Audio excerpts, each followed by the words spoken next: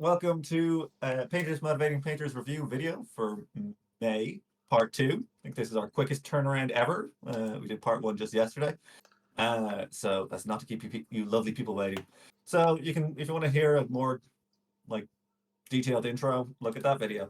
We're just going to start straight away reviewing the rest of the models. So Colin Madison submitted Rotigus, the bright and clean one guy. Um, and yeah, he's really cool. I really like what you've done with him. In particular, the face in his arm. Like I've never really noticed that in the model, but the way you have the eye picked out and all the kind of different colors of flesh in that, it looks really, really, really cool. I have to say. Um, I think the palette that you've used is really nice. It's very like cohesive, but it's not very high saturation, if you know what that means. Like it's all the colors are a bit muted, which is nice. Like it makes it very easy to look at. But like you could have, say, for example, like the red fabric of his cowl thing. It's this kind of muted grayed out red. And then you have the kind of a muted grayed out red for like the flesh around his like mouth belly thing and various other places. You could mix that up a little bit. Like you could have, or you could even have like some kind of purpley bits. Like I like everything that's on there, but it's just for your own interest. Like if you wanted it to be a bit more vibrant, that's entirely possible. I think the blues do stand out quite well. They're still a little bit desaturated because they're pale, but they're really interesting the way you've got kind of like some greens and some like tealier colors mixed into them. But I think it's particularly the fact that the skin is effectively a very pale gray red, if that makes sense, and then a lot of the rest of it is this kind of gray red. It makes it very, very easy to look at though, which is nice because sometimes these models are like actually they're meant to be kind of unpleasant to look at, but you don't want them to be actively unpleasant to look at. Um, One thing I would say as well is I think the eyeball on the arm looks better than the eyeball in the face. I think you could have just done them both the same way, and they because I mean it's nice to have a bit of variety, but I prefer the eyeball with the little dot on it and the horrible red around it, as opposed to the more kind of glowy eyeball that you've gone for in the main face. And I think you could do the toenails in a different color as well, because or either have like the toenails be like that color and then have all the toes be much more red, kind of, or have the toenails be more pink or blue or purple or like something, and the fingernails as well, just to make them a bit differentiated because they are effectively kind of your skin tone. It's fine to have them using the skin tones in it because it's all, part of the same kind of material or creature. But just to have them a little bit different to show that, it's nail, it's not just skin in the shape of a nail. Base also looks really cool. I think the weathering and the rust in the armor looks very good. And I love all the way it kind of picked out the pustules and stuff where they are kind of red and unpleasant looking, but they're not completely over the top. And I think it really works as well with the flesh tone being quite realistic as opposed to more of a greeny kind of thing. He looks like, actual diseased flesh as opposed to completely over the top nurgly stuff, which is a bit more it's a bit of a different take on this guy. Yeah, I think the fingernails on his right hand definitely look better. I do the toenails just like that, and you've even got a bit of red in around there to make them look that they're kind of horrible and fungus infected. So I would just do the same thing on the toes because they're kind of obvious on the front view. But it's a great looking take on this model. It's really, really cleanly painted, and I really like what you're doing with it. So, Colin, hopefully that helps you. Jim, do you want to chime in there?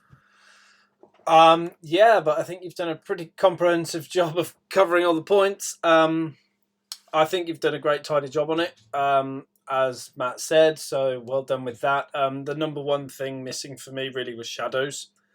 He's very big. He's in a lot of light. I think your photos are blowing out some of the highlight detail a little bit. So just watch your lighting next time. It's a bit too direct. Needs to be a bit more diffused. So yeah, just that might be the case. It's kind of hard to tell because it doesn't seem to be like in horrible shadow like on the base from the light up here. But yeah, just really painting in some more shadows like in the folds of his flesh. Interesting way to get more saturation into the model, as Matt said. It's a bit desaturated, so you could experiment with pushing some tones into the skin. Didn't really get like there's a good shot there. So it's all, what's highlighted up here is very similar to what's underneath the arm, whereas the light's coming from the top. So yeah, just take the shadows a little bit further. And I think that'd really be it on top of what Matt said. Great job with all the teeth and nails, getting the striations on, and the bone looks really good as well. So nice one, Colin. Thank you very much. Okay, scrolling up to Lucas. First time experimenting with Grimdark with some Tau. I think the striker team, this one. So any tips and tricks for Grimdark? We talked about Grimdark in the last video, so it's kind of it's a bit open to interpretation, really, Grimdark. So it has different meanings to different people, but generally the idea is sort of dark, drained, beaten up, battered, foreboding, moody, that kind of stuff. So it doesn't mean you have to paint it dark necessarily. Yours do look quite dark, but to be honest, I think that's mostly the pictures, because this one's got more lighting on it and it doesn't look nearly as dull as this one. So I'm going to judge it based on the brighter photo. And I think you've done a good job of getting some grimdark on here. You've still got some bright colours and some nice bright highlights, like along the ridge of the gun and like the tops of the armour panels. The OSL, I think, is selling quite well. You just need a brighter source, like right in the middle of this, the lens, that's the big lens that's seemingly throwing the light out. And then just go around with a very thin glaze to just darken the transition between the blue and the armor color, just to put that occlusion shadow there, because you've got like the cast light right against the ordinary like color of the armor, so you need to put a shadow in around that OSL. But otherwise, I think the OSL is quite successful. Then I know how much of a pain the towel can be sometimes. Like, these lines are really shallow and these lines are really shallow. They're really quite soft sculpt, like for GW standards, really. I think they're actually pretty low quality models, really, in comparison to like Space Marines or something like that. But I think you've done a good job of weathering it up. It is heavily battered, and that's obviously to taste. But I think what you could do to make it look a little bit better is just put small highlights like at the bottom of where these damages are, just to act like as a bit of a glint reflection. So you could either do that with the brightest highlight color, so that would be like this sort of kind of warmish grey that you've got here, or indeed go in with a silver, so it looks like it's chipped away the lacquer and it's actually showing the metal underneath. Also looks really good. So a couple of ways you can do that. Same on the red, go in with like the highest red highlight and just pick out the bottoms of these like damage bits. That would be really cool.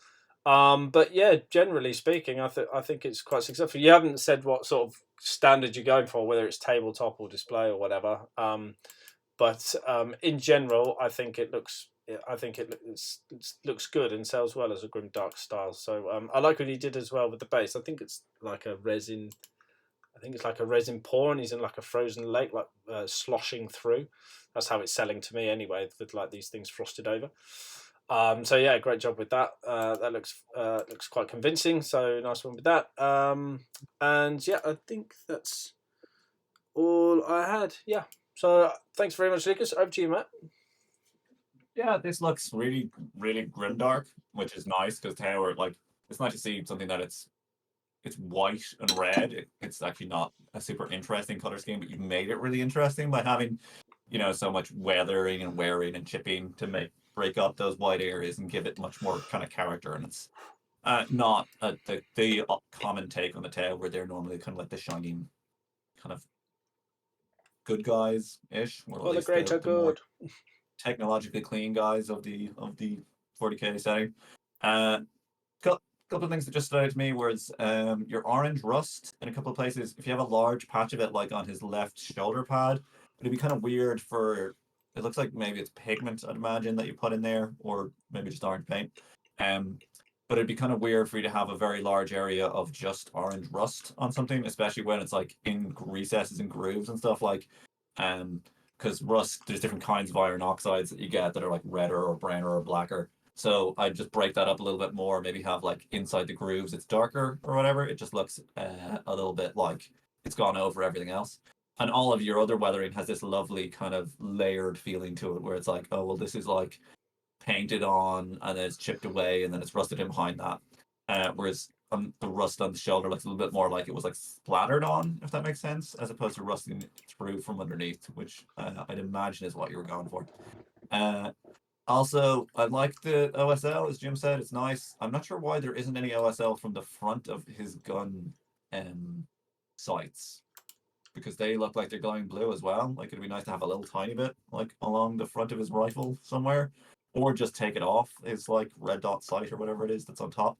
And then I wasn't super sure what was going on with the base. As Jim said, like to me, it looks like it's meant to be a frozen lake. But then I was like, it makes sense that it would be frozen around the plants where the water's like held there. And then I'm like, why is it frozen around his legs? And then I was like, okay, is it meant to be that like that's foam that he's kicking up because he's moving? But then the plants aren't moving. So it kind of like there's kind of two stories in my head and they're kind of competing for each other. To me, it looks more like it's frozen stuff. If you're it's meant to be ripples or whatever, like turbulence in the water, I would have done that maybe with just some actual more resin and then you can like layer it up and create ripples. Whereas it looks more like you use some sort of snow powder or something like that. And I think it's just too white. Like if you are walking through water, you don't create this like jacuzzi level of bubbles coming up out of there. And if it's frozen over, it wouldn't really look quite like that unless he's standing there and it's like freezing around him. But it's really cool. It's definitely grimdark. I think the basing also makes it feel kind of grimdark and like he's miserable in the far future. So that's all very successful, I think. So thanks a million, Lucas. Look forward to seeing more in the future. Hey, Park submitted a cute snail. You are correct. This is a very cute snail. Kind of similar feeling a little bit like with our other Nurgle guy we recently had. It's quite pastel and desaturated. You got a bit more of a big pop color in the middle with the red in the blanket, which is good. This is a model which has probably too much stuff going on. We've seen like reviewed it a couple of times. It's kind of hard to say like because everyone loves the snail, and then it's meant to be the guy on top who's like the focus of it. But you're like, no, everyone likes the snail, and then there's a tree there for some reason, and he's holding what may or may not be a giant pair of scissors, which no one is sure about anyway. Um, but yeah, it's a nice palette. I like it. There's a variety to the skin of the creature, and the skin of the rider is very similar. You might want to change that a little bit because the rider is kind of lost in there. Unless you don't want to be the focus, then it's fine. I love the little sign that says home on it. It just adds like that extra kind of like character, and the big blue glowy guy who the snail is chasing after. I never really even noticed that on other versions of this I've seen. So yeah, it's all very good stuff to be honest with you. It's got that fun like Nurgle gross, but kind of also like homely kind of feel to it. One thing that does stand out to me, which I've seen again on this model before, is the ground in front of him is like conspicuously flat, like as if he's in a car park. Does that make sense? Where like obviously under him it has to be very flat because the bottom model is flat, but like you're not going to find any natural earth which is like that level like anywhere. So I guess it's meant to be a road, but even like then like a medieval road or whatever would have ruts and stuff in it. So it'd be nice to see like some cobbles or whatever in front of him, just to break that up a little bit. I think the basing overall is really cool, and the model as well.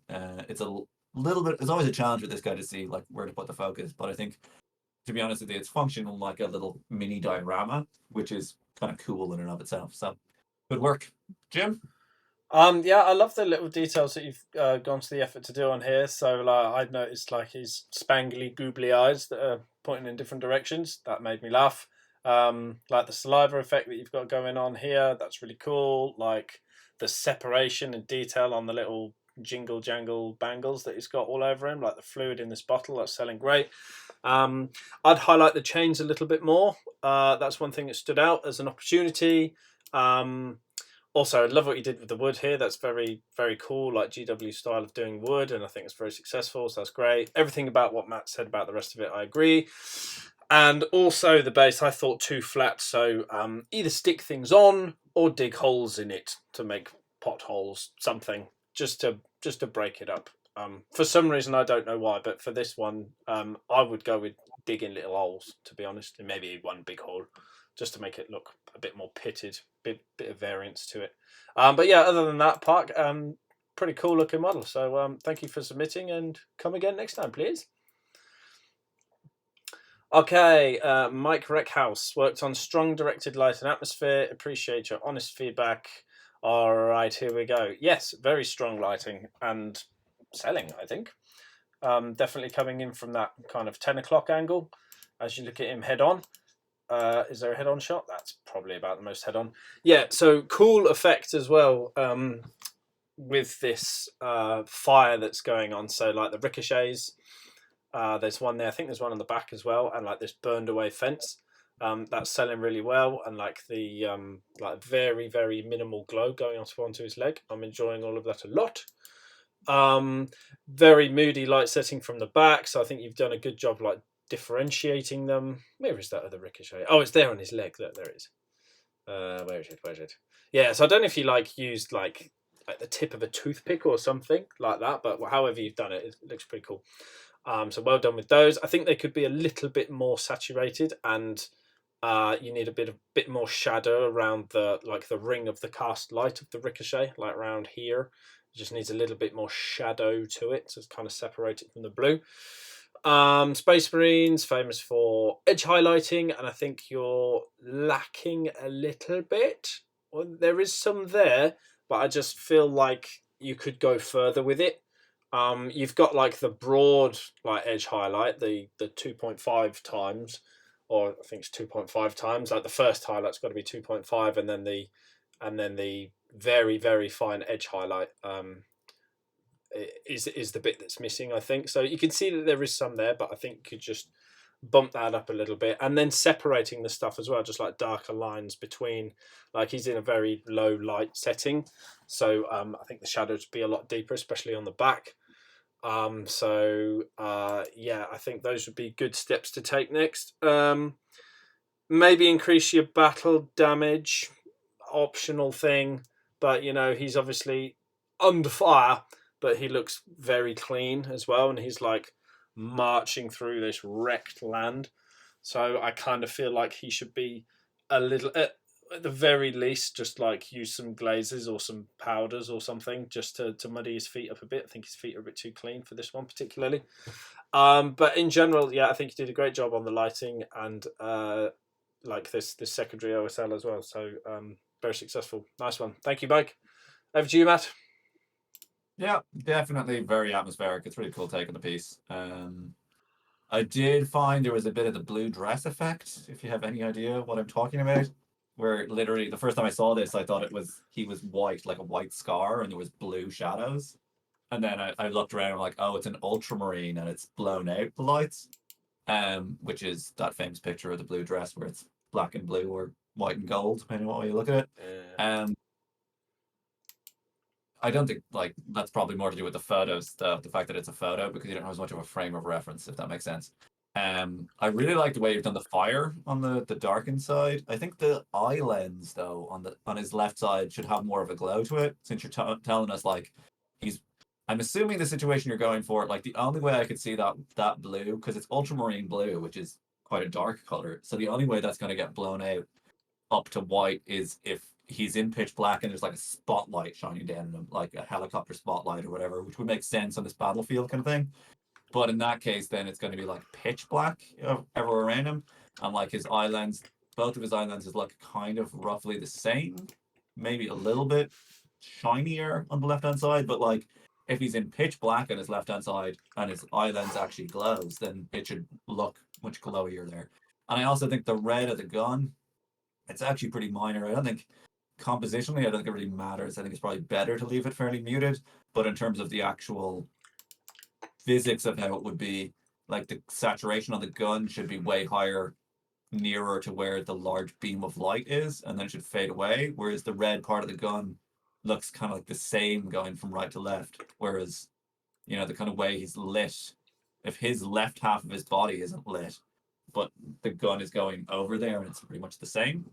But that's kind of minor. I think it probably sells a bit better given the way you've done it. And it's really just letting you do that fire. And it's when you see both sides, it's great because you get the whole idea of that it's going into. You understand that the local color is blue, and then it's gone to basically black in the shadows, and then it's gone back up to orange when there's orange light incident on it. So great work all around. I think it's really good. If you really want to do, you could maybe tidy up that ultramarine symbol a little bit, but that's extremely minor and not really looks like the focus of this piece. So thanks a million, Mike Reckes. I hope that is helpful for you. Okay, Dan Sanderson, first time in the review. looking for some tips, especially rust effects and cloth. And we have another kind of OSLE guys, and also you have an anti-gravity base, which is 10 modeling points for the record. Okay, I think the rust on the weapon looks extremely good. It reminds me of like a rusted gear or like a part of a motor that you'd find like the beach or whatever that are like rusted away. It's in reality, so that's great. And it's interesting to look at with like different kind of levels of rusting, and there's also kind of a call to realism to it as well. I think the chains are a little bit weirder.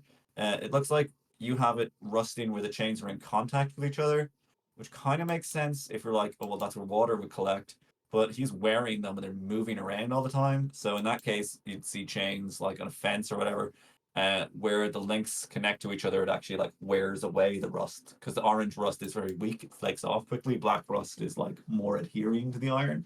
Um, so I would have you could like it would rust first in the little links because the galvanization or whatever rubs off, but then the orange rust would rub off, and then the actual straight bits of the links would rust more. Um, which is relatively minor, but it's just something that kind of stood out to me, given how realistic the other thing looks. Um, the cloth I think looks pretty good overall. It is quite smooth though, looking as in the texture you're showing it to be is very close, like it's like some sort of satin or like polyester almost. Whereas the model looks, it I could see it being a bit more ragged kind of thing. Um, and the way it's interacting with your OSL is a little bit weird. If we look at the back of like basically his arse, um, there's some of the orange light is being cast up and it's illuminating the top part of like folds in the cloth, or like this it's like coming from the side, whereas it should be coming from beneath. Like it should be like the way you've done his muscles, they're like lit from underneath by the glowy thing, but then that first little like bit that's folded over of his cloth is lit from like horizontal, which doesn't really make that much sense. It should be blue on the upper bits and then have the red glow on the bits that should normally be in shadow. And just on the OSL, I know you didn't answer it, but like it's probably a bit too strong in some places where you have the green foot turning to red. Like that's wouldn't really happen because it would either have to be very shadowed and the red is the only light source there, which isn't what's happening in this light situation, as we can see. Um, or what would happen is it would end up being a slightly brighter, more kind of orange, warmer green along that area because it would be hit by your ambient light, which is like neutral, and by the warm light from the lava. That's kind of hard to do. You've got that thing where the red has made it darker, which happens with paint when you mix them together, but it doesn't happen with light. When you have two light sources interacting, your resultant color is always brighter because it kind of has to be. Uh, that's like pretty minor. I think I think the OSL like on the muscles and everything looks really good. And the base is just class. The way he's like floating above this lava world, and the lava looks really good as well. It looks like it's flowing around. It's very convincing, and just kind of cool looking lava. So fair play. Dan. So Jim, do you want to add anything on there? Yeah, good feedback. I'd noticed it too with the OSL. Like this, I don't mean this like in a harsh way at all. It's probably going to come out horribly wrong, but this part on his back looks like a really good like beginning sketch for the OSL, and I don't mean that like nastily at all. It just it's in a great starting place. It just needs like refining out, smoothing down, and obviously reducing that glow cast, because this glow cast up here is almost the same intensity as here, which is like half the distance away from the light source, and it's also very similar to this one. So like how far away this one is from that and that, there should be a degradation of the strength of the cast light. So it looks great under here, really great, but this area is in much more shadow, but I'd still tone that down a little bit.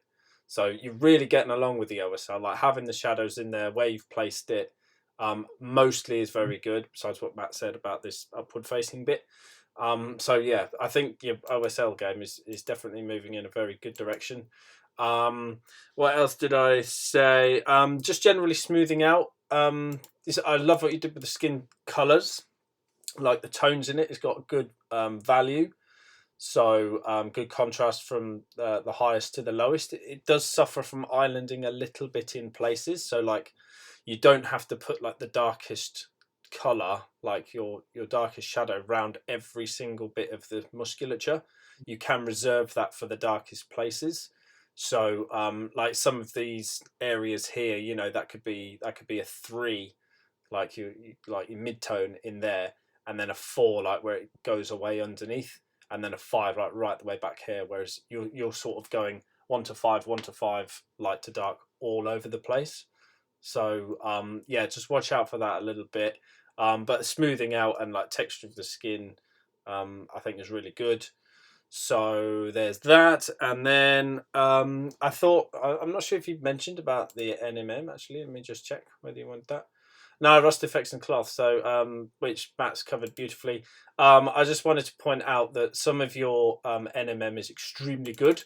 Like secondary reflections you got from the OSL, like this is really, really successful, really, really great.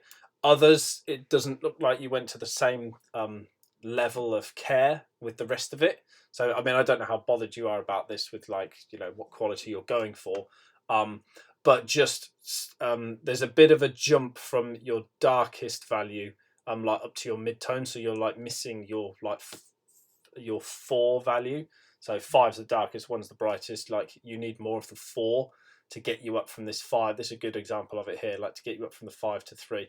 Like like the mid-tone to the highlights is like really good and like quite smooth, and it sells really well. But like where you're dropping down into your shadow, is a bit harsh in a lot of places. But like on this one, like where there's definite creases, yes, you've done the right thing to make that very aggressive transition there to really sell that point, that sharp point.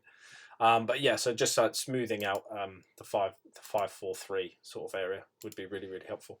But overall, great stuff, man. Really great looking piece. Really interesting base. Don't think I've ever seen anything quite like that. This floaty chain thing is very, very cool. So yeah, great work overall, and I hope you find that helpful, Dan. Thank you very much. Okay, moving up to Jake. Dungeons and Dragons mini that I'm using.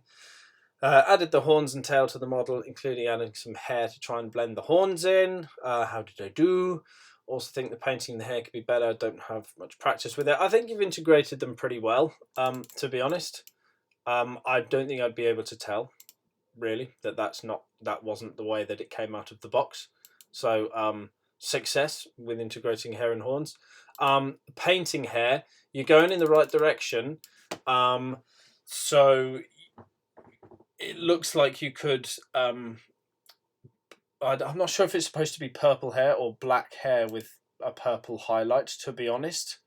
So it looks like the former because more than half of it is black, if that makes sense. So when you're painting black, basically the rule is that 50% of it is black, the rest of it is varying shades of grey, or interference colours indeed. So, but I think this is supposed to be purple because she's obviously got purple skin.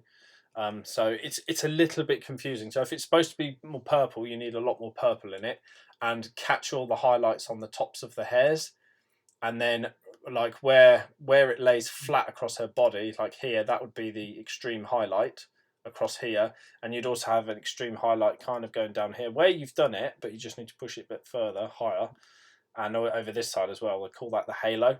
So that's the thing that really, really sells hair. It gives it that natural sheen effect. So you've done it right here, so that's nice. Across the back, you could just push it a little bit further though. But then the halo around the top as well is a really nice way to sell it. You could also, I think, push the shadows in the skin a little bit, like the hand. Just push the shadows. I think the highlights are going up far enough, and you've got nice, like a 2, 3, 4 on the mid-tones. So, but I think you'd need some deeper shadows there. And then I wasn't sure whether the metals had been washed or not. Sometimes they look like they have. It might be the pictures. I'm not sure. But either way, it's just separating the elements out a bit on the metal. I think the rest of it separated okay, like between the blue and the silver and the brown and the blue, like the reds and stuff. I think they're all separated quite well. So yeah, just separating the metals, and then horribly sculpted fur. If that was the way that it came out of the box, it's like as bad as Games Workshop fur. So I'm presuming that's the bit that you didn't sculpt. I hope that's right, and I haven't just upset you. But yeah, dry brush it, wash it. It's pretty much all you can do with it. So yeah, I think you did a reasonable job of like you could put a little bit of a pattern in there to make it a little bit more interesting. But like fur is just a famously awful thing to paint on miniatures, I find. So yeah, there you go. The tail I think could do with a little bit of variation as well. Just a few more shadows, highlights. You can see them there, but just smooth them out, push them a little bit higher. But I think it's in a pretty strong place overall. Other than that, so yeah, I hope that's helpful, Jake. Over to you, Matt.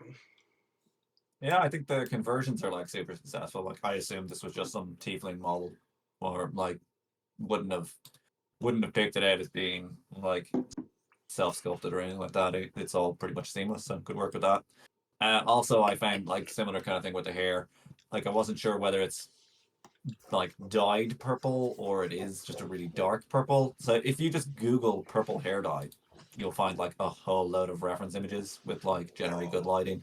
Um, and what you see is that so if it's meant to be very dark purple hair, it's gonna be like black and then it'll go like purple and then white and then purple again, like white in a very small area where it's actually reflecting like your main light. You won't have purple like down at the ends quite the same way that you have it.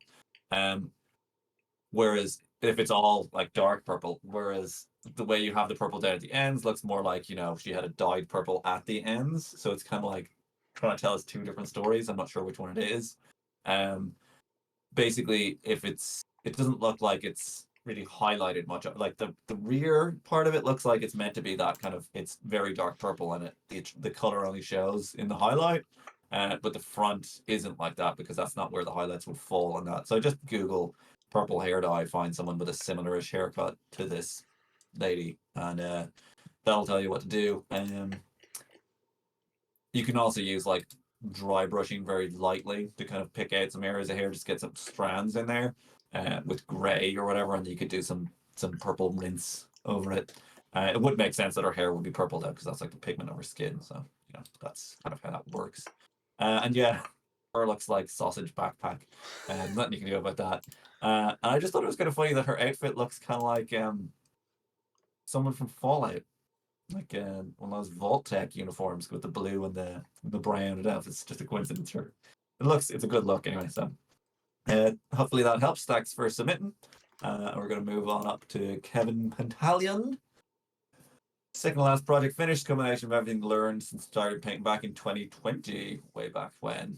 Would like some honest feedback. What is your work on in general? Yeah, this is a really nice looking piece. It's good to get like have a benchmark for yourself as well. To be like this is full effort for 3 years in. Not too shabby at all. Really like your use of colors. You got these nice kind of muted red tones and purples going in everywhere. It reminds me of is it Pixar or DreamWorks? They do that. All their shadows have like kind of interesting colors, kind of like interlaced into them. So good work on that. This painting I think looks very smooth, but it also looks kind of rough in places. But I think that's the sculpt because it looks like there's a bunch of layer lines somewhere. It's a 3D print or whatever. So in some places it looks like the skin is kind of like the blends are smooth, if that makes sense, but it looks like there's a rough texture, but that's because there is literally a rough texture there and there's nothing you can really do about that. I think there's like microfiller or something for it, but what are you gonna do?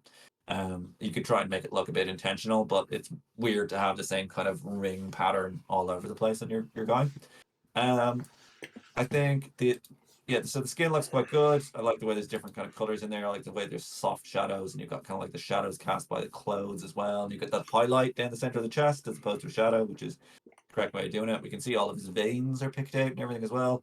Like space in between fingers for all the shadows.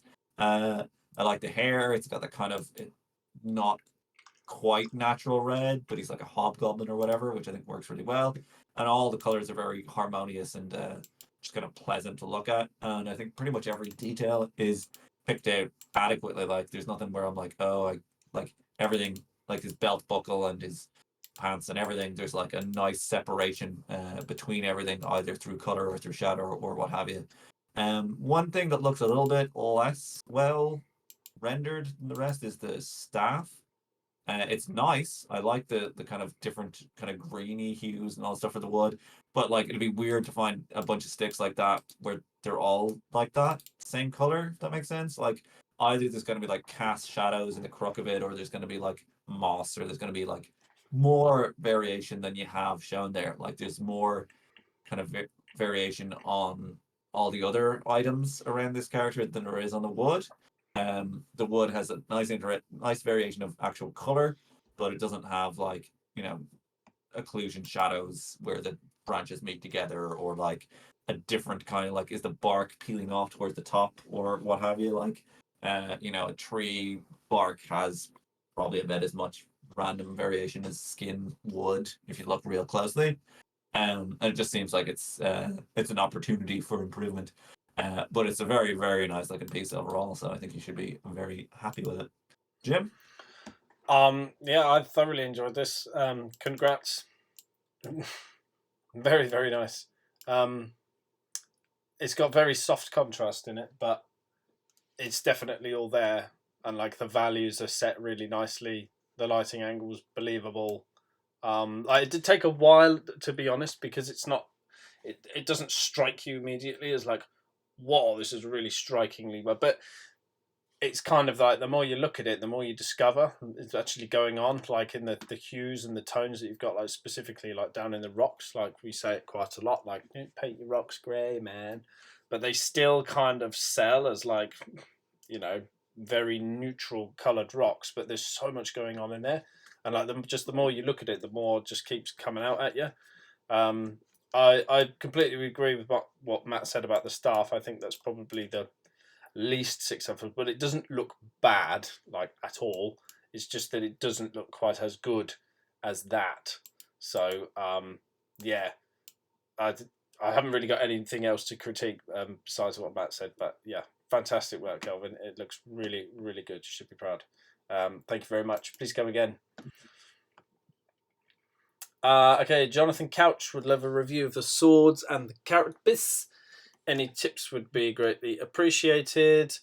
So let's have a look. So the swords, I wasn't sure what material they were, to be honest. Like they're sort of, it's interesting to look at. The paint job is nice and it's picked out cleanly, and there's varying levels of like hue and lighting and stuff in there. But I just wasn't completely sold on what they are. I'm not massive on Tyranid lore. I'm not very good at it, so I don't know what they're supposed to be made out of. So forgive me. But like if they're bone, they seem to be like rather dark. But if they're metal, then there's not enough sort of travel throughout the contrast. There's no like secondary or tertiary reflections on it. So I just wasn't really sure what's going on with them, but yeah, they look good, but I'm just missing what the material is. And then on the rear carapace, it seems a lot more desaturated than the front of the front. So I don't know if that's like the lighting of the photo. It kind of I think it's actually the paint, because like the blue is much less vibrant on the back as well. But yeah, again, it's kind of I'm not sure what the material is supposed to be. I'm not sure what it's looked like. It doesn't. I mean, they're using fiery colors, but I don't think you're going for like a fiery type thing. But it's just like the way it's resolving is not. I mean, I've seen these painted before with like lots of like vertical lines going down the plates to give it like that bit of texture, which you've got a bit going on, but it's kind of textured and then not textured like quite abruptly. So again, it's not. I think it would look better if it was like a smoother sort of transition, and then you just had like these long flowing lines going through it, and then you can shade it like right up to the previous plate, so the highlight runs down it. I think would look pretty cool. But I like what you did with the blue. I think that's come out pretty nicely. like on the front. Oh, I keep clicking past it. There we go. I want to zoom. There we go. But I think you could get a few more variation colours in there, just like round mandibles, gums, like something else for the eye, that sort of stuff, just to give it a bit of variety. The bones and at the bottom and the hooves and stuff have come out good. They look a little bit grubby, but not too much. And then going back to what we said about flat surfaces, like we're very aware straight away that this is painted cork, so do something else to make the top of the base less flat. I'm not sure if it's finished because this bit doesn't look painted. If it is finished, then like we can still see the glue. Like they just look. This looks very very painted, and that these like sandy bits at the bottom look not painted. So yeah, just a few more steps to kind of like integrate the sand or whatever that's been used down there, and just paint the rocks like just slightly vary the color of the rocks. Be really helpful. You can dig little holes in the top surface here, or stick little rocks on, or skulls, anything like a little bit of vegetation, something just to vary the flatness on the base. I think that would be pretty helpful. So yeah, I hope you find that helpful, Jonathan. Over to you, Matt. Yeah, this is cool. I like the color scheme. It's obviously the blue and orange, a nice combination.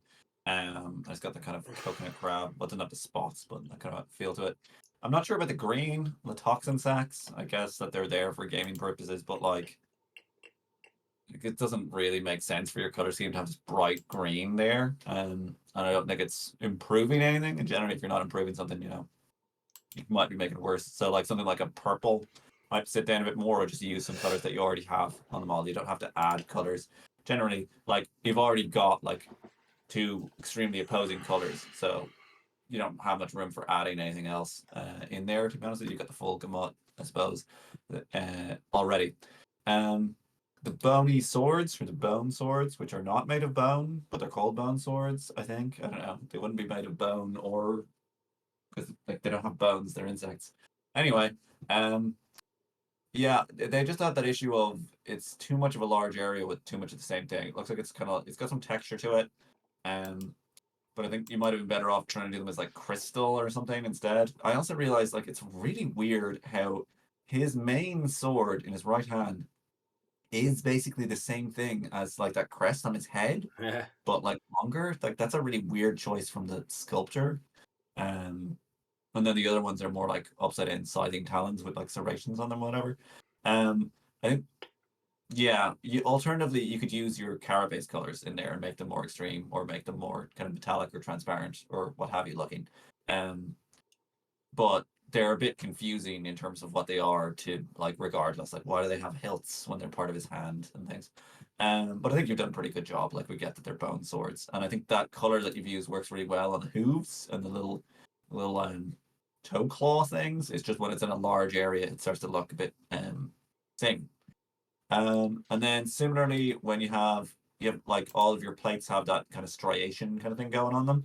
But as Jim said, it just disappears in the larger panels. It goes like, oh, now it's orange, and then just a bit of shadow in for the next one. So one way you can kind of combat that is you can have like reverse striations where your darkest shadow is also like stripes coming out from like the next panel coming down to kind of fill up that blank space.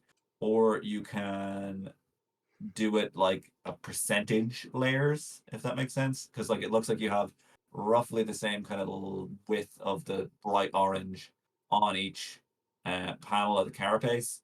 Whereas it should you if you made it like it's the same percentage of the carapace is like orange, you have bigger striations on the bigger panels that would again break up that big area. I also think some of the little so those weird things, like these protuberance things in his tail that stick up. Probably the edges of those should go to your bright orange. I guess they're like breathing tubes, like the ones on his back. Like the ones on his back have the orange at the tips, whereas the ones in his tail don't. And similarly, the like spikes jutting out of the knee pads. I think they look actually pretty good. Looks like you've gone for more of a red there, but they kind of like an orange edge to show. Because like the idea, I suppose, is that it's like fingernails where it's like growing out from behind, so the carapace that's darker is older or whatever. Um, But overall, I think it's pretty. It's a good looking guy. It's Swarm Lord, whatever it is. Um, and yeah, look forward to seeing more in the future. Keep it up the good work, Jonathan. Tanner Calder. This is a some sort of lizardman. Uh, and just painted up a few months ago and feeling proud of it. Or some sort of fishman. Kind of hard to say. Uh, lizard fish person. We're gonna go with. Yeah, this is nice. Vaguely serpentine humanoid. Yeah, some person with scales. Different humanoid creature. It's a nice color palette. It's got a very nautical kind of theme. Base is a bit more deserty, so I don't know if it's meant to be like a beach or a desert. I think it works either way if he's a fish person. If it's a beach, I'd expect the sand to be maybe a little bit yellower and like the tufts again suggest more like desert, whereas a beach like tends to be completely barren. Um, and the blue and green obviously is a great like they're great complementary or they're great pairing of colors. And I like that you've used kind of a green into the axe and the gold as your accent color as well. I think you could probably have you looks like you've done like modeling like brown spots. Um but the way it's done so he has so if we just look at his tail, right? Um there's the whole length of it, and it's got scales. It's got different kind of scales on it, and then you've done your kind of brown spots, like almost camo pattern on them. But within your spots of brown, there are other scales that we can see, like texture ones, and like they're not kind of picked out in any way to suggest that they're different. Whereas if you look at an actual animal with scales, the way it works is that they have patches of scales in a particular color, if that makes sense. So that's just something to kind of consider that you could add in little dots of the other color, like have the green scales inside the brown patches or vice versa. Um, and then for the weapon, it looks like you could have a little bit more kind of level variety of level in there. So like the there's no shadow, like it's a cylinder, and we can see in the light in the room, there's like a highlight that runs kind of like right along the length of the shaft of that axe, but it's not painted on.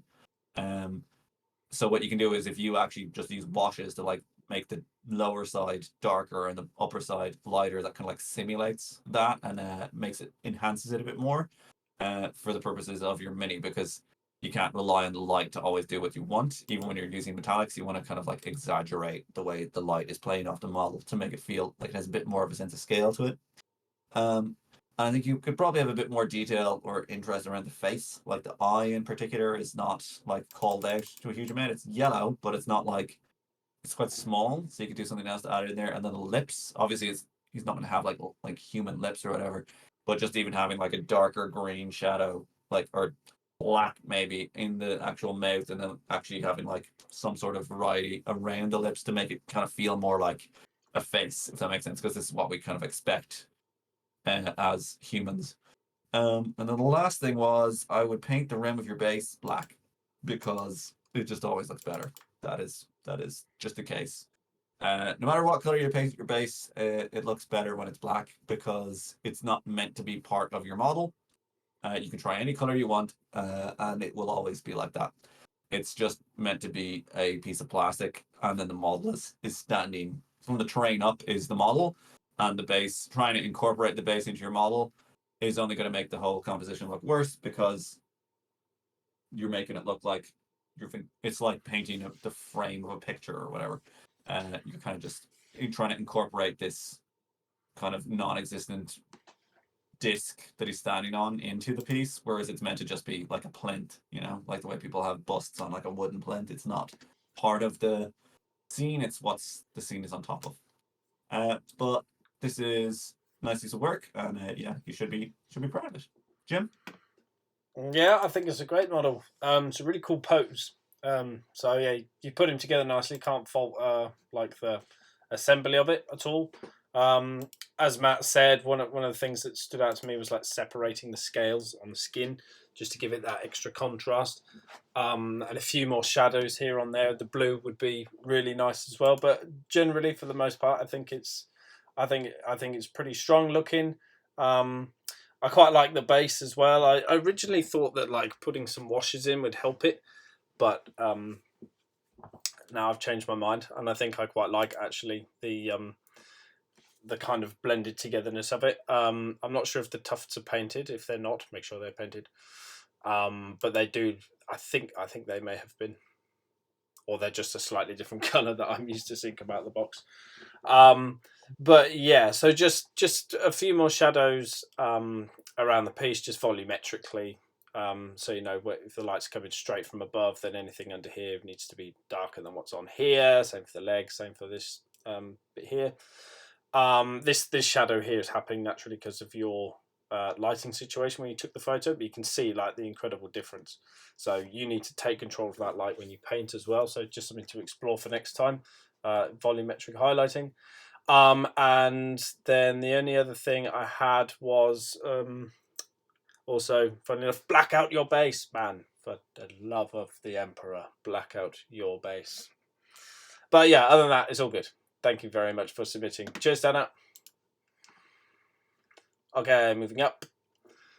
John Pinino with an Iron Priest that he's bashed, and his wife's had twins. Oh, congratulations. I hope everybody's happy and healthy and sleeping soundly when they're supposed to be. So I haven't asked for any specific feedback, so I guess we'll just give you the once over. So for this one, I like the scheme. I think your use of colours is very nice and balanced for the most part.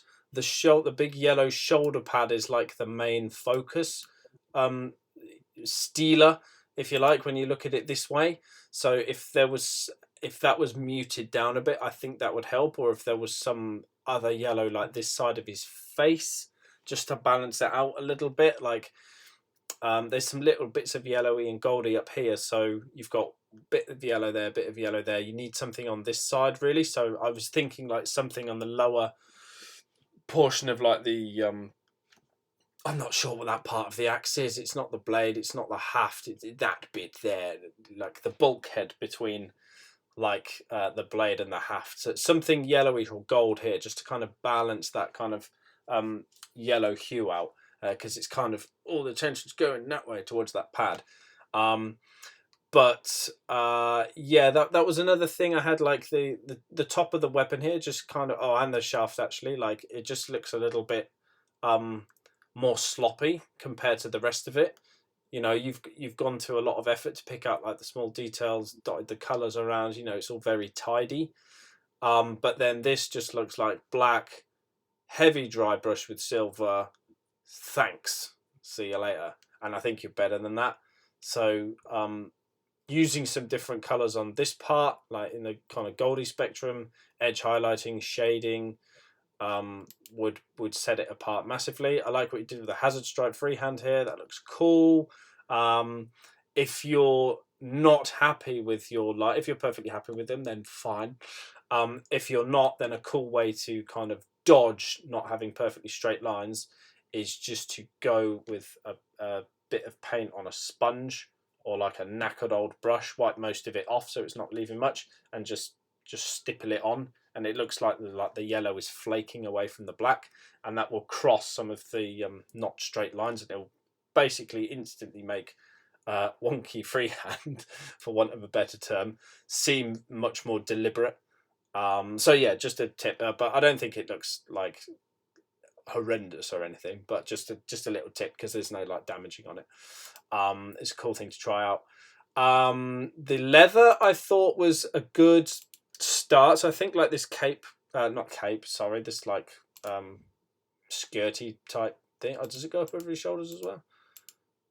Yeah, anyway, the brown leather, for one, a little bit glossy, so matting down would be good. You can use Lamy medium or varnish, matte varnish, not gloss varnish. But it just looked like it was missing a bit of texture. Like it sells a lot better if it's a bit more distressed. You can see like got highlights on the edge of it. But go in with really, really sharp fine brush. Just do random scratches, dots. You know, dabbling with a sponge even works. In a very, very bright colour and a very, very dark colour, but less of the dark colour. And then come back in with your mid-tone and glaze over it to kind of bring it all together. It's just lacking a bit of that texture for me to really sell. So that's on that, and on the gun holster as well, I think it's supposed to be leather. So I think the back here looks pretty tidy. What you've done with the blade is quite cool. It's not resolving as like a particular like material though, so it kind of just looks like it's this energy blade that's kind of glowing from some places, and I don't think it matters at all. I think it looks cool. I would just push it up to this white that you've got here. I would dot that around, like maybe inside these runes to make them look like they're glowing or something.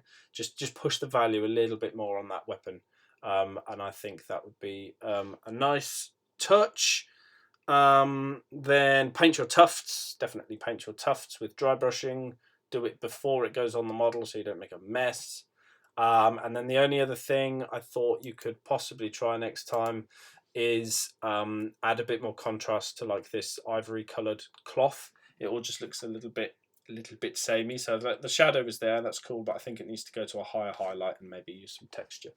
So yeah, sorry, that was a bit of a ramble, John, to be honest. But it's a good looking piece. It's kind of well separated. You know, as I said, the colours are dotted around and balanced quite well, apart from the yellow. But yeah, overall, I'd say it's very successful, and I like the snowy use on the base as well. I think that's selling really nicely as well. The way it's settled and kind of run and kind of spread out and then melted. I think it's a very believable setting out of snow, which is quite tricky to do. So yeah, well done on all of that stuff. Over to you, Matt. Cool. Yeah, I'm not sure what Jim said, but he mentioned like matting in the leather. I do it on the shoulder pad as well. Like the shoulder pad is way glossier than everything else, which is kind of weird. I don't know if that's because of like what you use to fix down the transfer or whatever, but just it makes it more attention grabbing and makes it look more like not in keeping with the rest of the piece, which is not what you want. Very complicated model, so good job painting it all like this. I think Jim covered the model pretty much perfectly, so I'll just say on the base, skulls look a bit like I'm fine with skulls like not being painted up to the same standard in your base when they're just like there, but like you chose to put them there, so you can put a bit more effort into making them look well defined. Either like they've weathered away and are like kind of blackened bone, like you get in like wet environments that happens, or make it more like of a bleached bone or whatever, or like bloody or what have you. Um, it's often easier to paint them before you put them on, just so you know, and then you can kind of bed them down.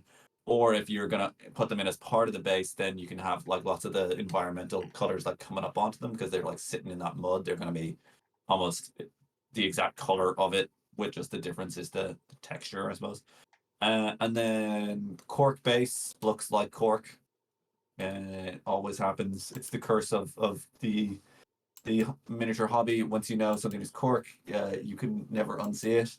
So you need to either cover it up or rip it into sub pieces so that we can't tell it's just a perfectly flat piece of cork. Because even though cork looks pretty good around the sides, but like the flat top again, you never get a piece of ground in nature that's just like, oh, it's just perfectly smooth across the top and it's all exactly like 2 mil thick or whatever the way cork is. So you can just do that for your next piece. I think you're doing very well. And congratulations on the twins and good luck to you. Okay, James Forsyth, we did Boromir. We're not going to do this other guy because he submitted twice, so we'll do the first one. I think that's what we're going to say. And we'll move on up to Michael Zito. Oh, and James, if you're watching this, your Boromir is reviewed in part 1 of this month's video. Michael Zito, thanks for work. You're very welcome. Like general opinion on this crab man. Want to focus on more in future. This guy's super cool. I really love your use of colors. It's got like that crab look, cooked crab, like it's with the orange red, and then lots and lots of kind of nautical cues in terms of like the blue and the purple and the like even the verdigris up on the weapon and the little what's the English for this, starfish and stuff, and it's very very nice piece. I really like it. Let me just get my notes. Yeah, I like the way you've got like the kind of dots on the flesh to break it up, and the way you're going from this kind of like mauve into blue kind of thing. It's really really nice. Um, I think some of the cuts and chips you have going into them are a bit chunky looking. Like the lines are a bit too big for what they're meant to be, and they're too kind of white, if that makes sense. They look like white lines as opposed to, I guess what's happening is there's meant to be like a scrape in them. But you need to kind of show some depth there. So if you had a dark line and a light line, And then you probably want to incorporate a little bit of your actual crab carapace color, like orange, like a lighter orange, to show that it's like the underlying layer of the carapace as opposed to just white. Normally you see this on vehicles, so it's a bit kind of hard to interpret how it would work on a living creature. Also the highlight, I really like this kind of sunburst thing on the back you've got going on, where it goes from the red to the orange to the like near yellow white in the middle. It's very, very circular. It looks kind of like airbrush work. Like I don't know if it is airbrushed, but you could do that with an airbrush very effectively because it makes cones really well. And it just looks like you need to kind of break it up maybe a bit more because it's kind of strange how that exact pattern of highlight carries on from one plate of the carapace through to the lower one. Like, would it be like that if it's a like a reflected light? Wouldn't exactly be like that because there's a shadow cast and it's not really picking up on the like barnacles and stuff that are on him. And if it's a natural pigmentation thing, it'd be also kind of weird to have like those two plates that kind of line up perfectly in a circle when they're kind of grown in separate layers. Um, the extra legs on the back, you've got a very dark, very very dark separation in between some of them. Kind of go to black, even when the light is shining down straight into it. I'm not sure those extra legs are really doing anything for the piece though. When I look at it, like it's just extra work for you. I'd probably take out the four. I'd leave the little tiny legs at the back. Uh, he doesn't need to be anatomically like a crab with 10 legs kind of thing. You could if you fill those up, it'd just make your life easier because like I don't really think they're necessarily doing a lot in terms of the piece. Like if you take those, imagine they're not there. You're like it's a humanoid crab. Like I still get it. He doesn't need to have 10 legs. Um, and what was the last thing? I really like the way you've done the anchor and it's kind of brass with the verdigris on it. Like again, selling to the kind of nautical theme of everything, and like the coral and the seashells and everything in the base, making him look like maybe he's like either walking along the seafloor or in like the tide has just gone out and he's like left there. So yeah, this is really cool. It is my favorite crab man model I have ever seen, and I can say that with absolute certainty. Jim? I agree. This is absolutely my favourite part crustacean humanoid model that I've ever seen. I think you've done an awesome job of rendering the legs and the carapace and like the little barnacles. Completely sold straight away what they were. I couldn't think of the word for them for ages, which did my nut in. But yes, that all sells very very nicely. Um, the smooth. I love how you did like a more rough, choppy texture with the blending on the shell stuff, as opposed to the skin. I think it was a wonderful touch. Great use of colours and contrast in the skin. Awesome. I just thought really right. Besides what Matt said, I just thought that some of the separation he said about it on the legs, like some of the separations, like quite chunky, like around these shells as well. So it kind of get the feeling a bit that you burned out on him, and then the base was like blah, blah, blah. There we go. So I think if we can just tidy up some of the separation on the base, it looks a bit glossy in places as well, whereas the rest of it looks like tremendously well sort of matted down, and you've controlled the lighting and stuff in the shadows very very nicely. So on the whole, great success. Very nice piece. One other thing, you could maybe go for a bit more texture or interested, like putting a wood grain or something in the haft of this anchor, just to sell that a little bit. I think it's supposed to be wood, but like kind of the brown of this thing is the flattest color on the whole piece. So yeah, just a little bit of love to bring that up to the rest of the standard, which is very high. So yeah, thank you very much, Mikhail, and I do hope I pronounced your name correctly. Justin, as you well, hopefully you watched the first video. If not, go watch the first video because that's where we reviewed all this stuff, and we shan't do it again. So yeah, go watch last month's video. No, last night's, in fact, not last month's. Yes. It was last night, wasn't it? Yeah. Yesterday's video. Oh God, it's been a long day. What can I say? Also, like and subscribe. Yes. Sasha Fritti hasn't asked for anything in particular. So we should just explore and see what we find. Blurry picture is what we find straight away. So clearly you can take better pictures than that. So Yeah, that was unlucky. So cool. Let's have a look at what we got here. First thing that jumps out is like the freehand patterning and the damage and the weathering, which I think all looks rather good. Like how you've got different varying depths to it. That's very nice. Enjoying that. The metals look like they could use a little bit more shadow in some places. So we're getting a lot of like blowout from the lighting, like the photos taken in. So it's kind of making it a little bit hard to read. But it looks like some of the like edge highlights are a bit sloppy. Some of the shadows are missing. So just a bit more care on the metals. This might be like a really heavy dry brush. So like dry brushing metals is very, very quick, very, very fun. But it looks like you've gone in a little bit heavy with the dry brush because you've like gone into crevices as well. So watch your directionality. So like with this, you would have been probably dry brushing it this way, and it's got into all the cracks, whereas you really ideally want to be dry brushing it that way so that bristles don't go into the cracks. I think that's what's been going on there. So watch out for that. Looks like a painted tuft, I think. So that's cool. If it is. Right, let's move on over to this one then. I love what you've done the skin straight away on this one. There's like loads of variety in there. Interesting variety as well. Looks dead, but you've still used, green, blue, red, yellow, grey. Loads of cool tones on that, so that's awesome. The armor that's going on here seems to have been hit with metallic paint and then washed very heavily and then left at that. So make sure you come in and highlight again with a brighter version of your base, or even just the base color that went on first. You've got to pick it out again because the metals have gone sort of very, very dull, which I think is a shame. I like the effect that's going on with this like fiery weapon. I think that's selling quite nicely, so good stuff there. Let's have a look at this side. Yeah, there's more of that fiery in that bit there, so that's looking nice. It could be a little bit more shadow and stuff in the metals again. It looks like there's some there on this one, but just push the contrast downwards and like pick out the edges a little bit more, I'd say. For that, nothing else to really see from that picture. And then back onto the base. I think the base was pretty cool. You've just got a bit of stuff spilling over the edges. So make sure that before you get to like the base room stage, you come in with a file or a knife or something and just scratch these bits off because it just wrecks the whole thing.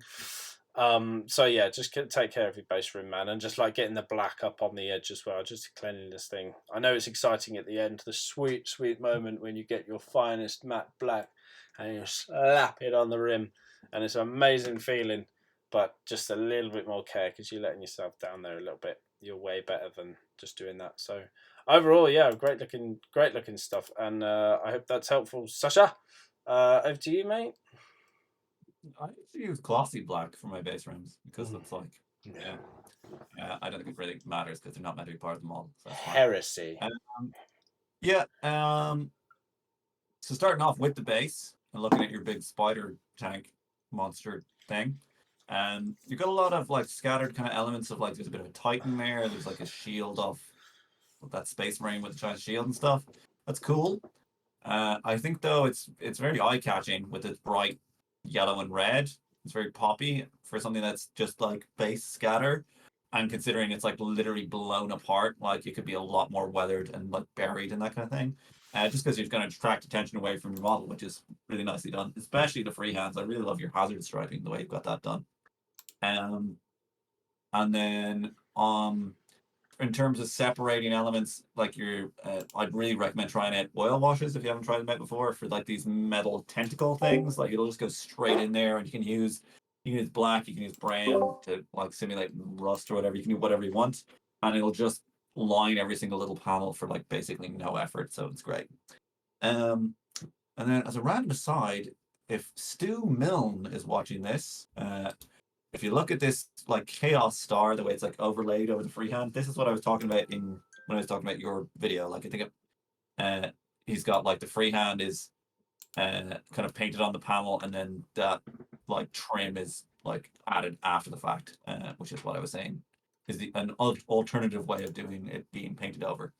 But yeah, I'm really impressed with how like I don't know if you use the like stencil or like tape or whatever for these hazard stripes, but they look really good.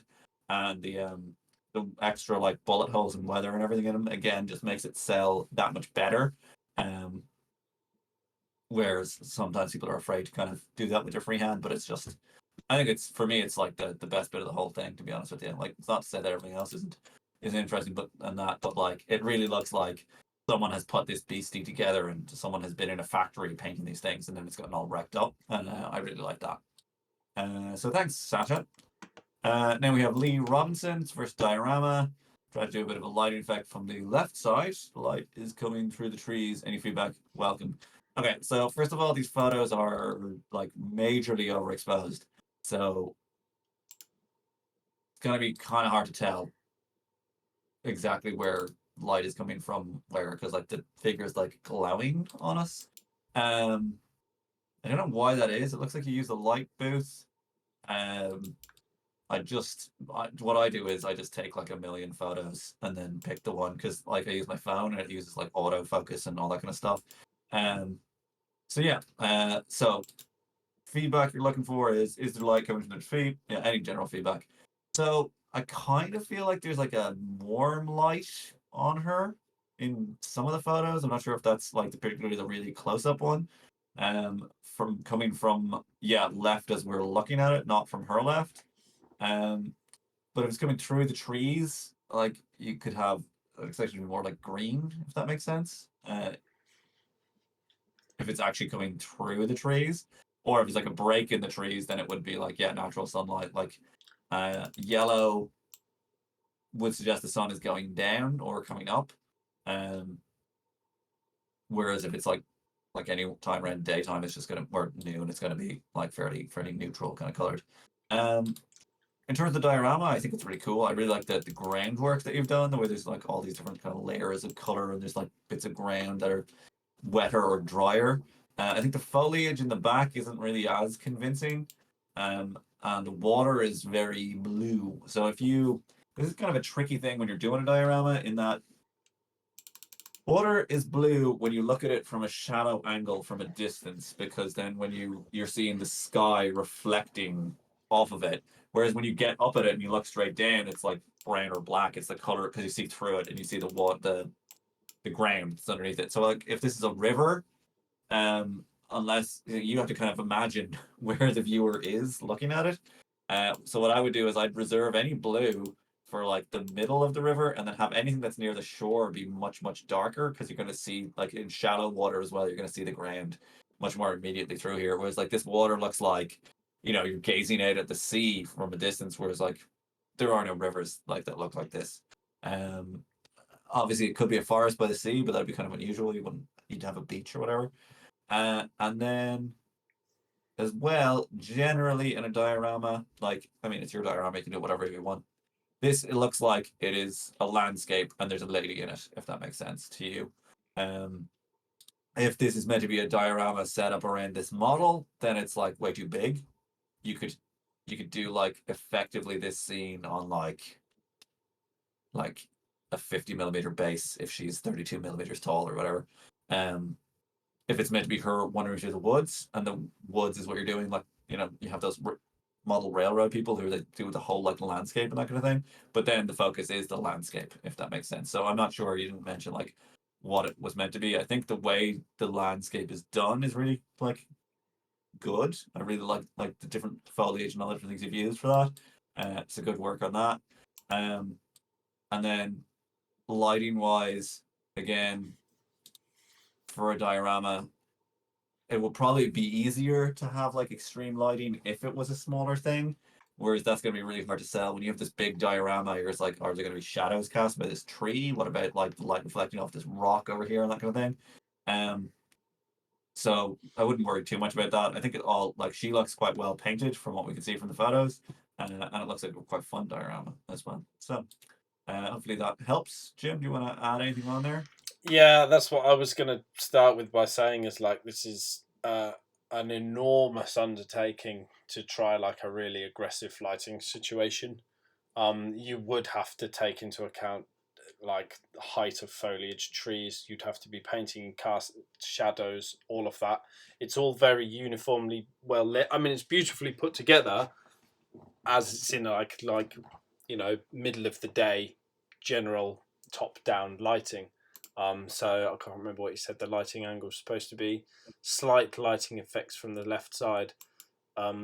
Yeah, you'd have to paint a lot more cast shadows in for that to sell, and just generally shadows or all over it. I think is what's missing most for me. I mean, she looks quite nicely painted, but again, if the light was coming through the trees, then this side would be a lot more in shadow than the other side of her.